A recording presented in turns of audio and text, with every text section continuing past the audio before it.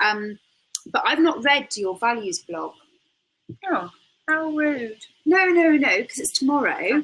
And, like, you only wrote it at the end of today, and I would have had time, but I was too busy stuffing my face with chocolate. Can you work out the weak point? I was eating my feelings. And I just ate mine when I got here before the webinar, and I've probably got some of them in my teeth. But the values is the second piece to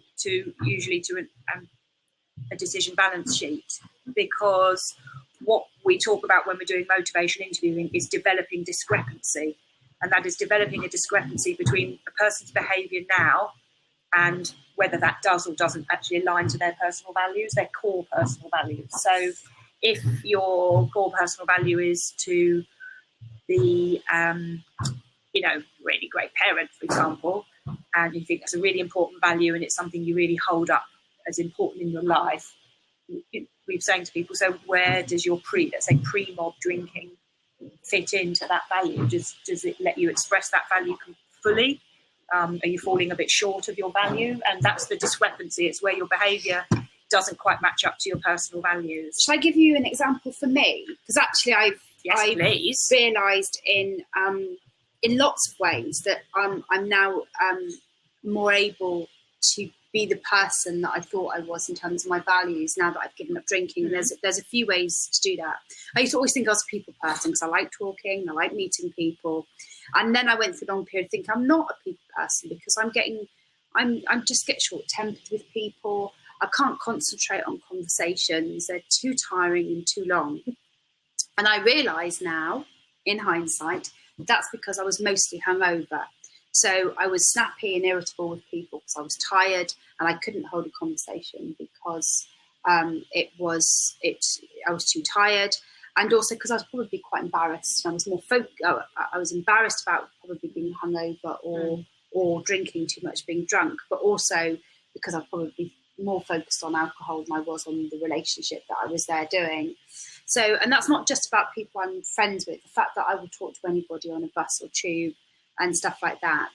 And it came to me not in big epiphanies, because like I said last week, I think there were tons of small epiphanies in this stuff. It came with encounters at checkouts, with staff at checkouts.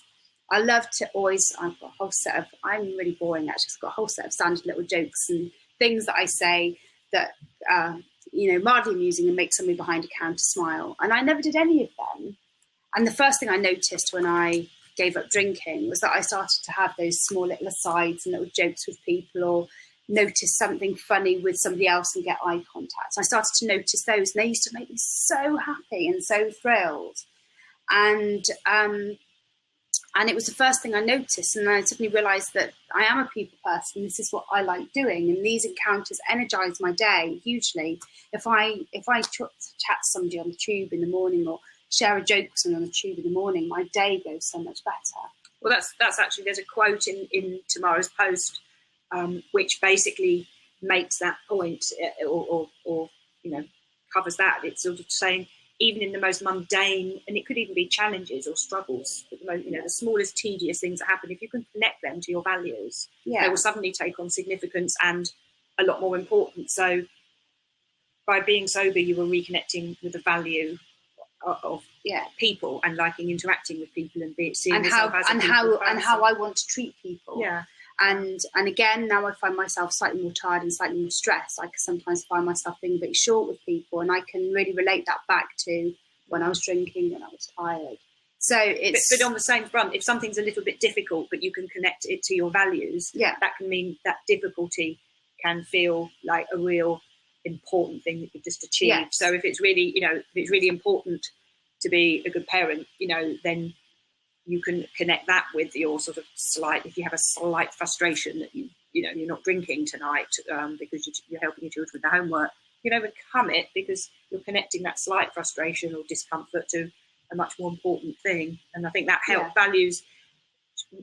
Doing a little bit of an inventory now and again of our values can actually help us to then just say, am I living these?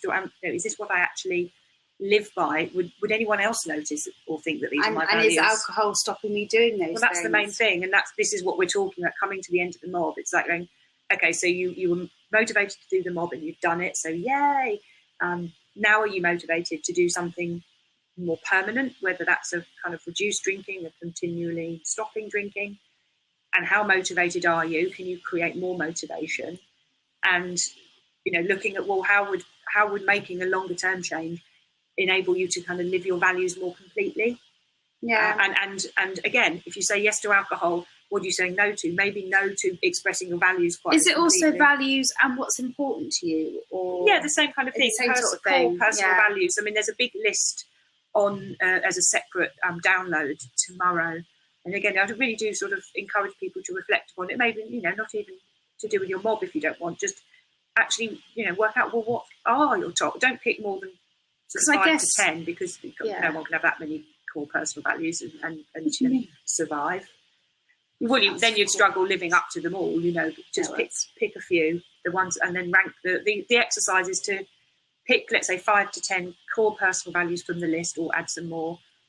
When you've chosen them, rank them in order from the most important one down, and then, you know, look at your pre-mob drinking, if you like, and how your values were or weren't aligned to that, and then, you know, look at some future goals that maybe would help you express your values, you know, in the way that you're happier with. And that will also, by knowing that any changes you're making are linked to your values, it will make those changes kind of easier to tolerate if they're feeling a little bit difficult or frustrating at times. Again, we talk about earlier on in the mob tolerating discomfort, and just, it's okay to, you know, we can survive being uncomfortable, but we do have to kind of deal with it, and having a much more core value behind our discomfort can make it much easier to bear. I like that idea because we all want to be better people. We all want to be perfect. I always think that we all have this strive to be perfect, and as we just like you, and we all struggle to be that perfect.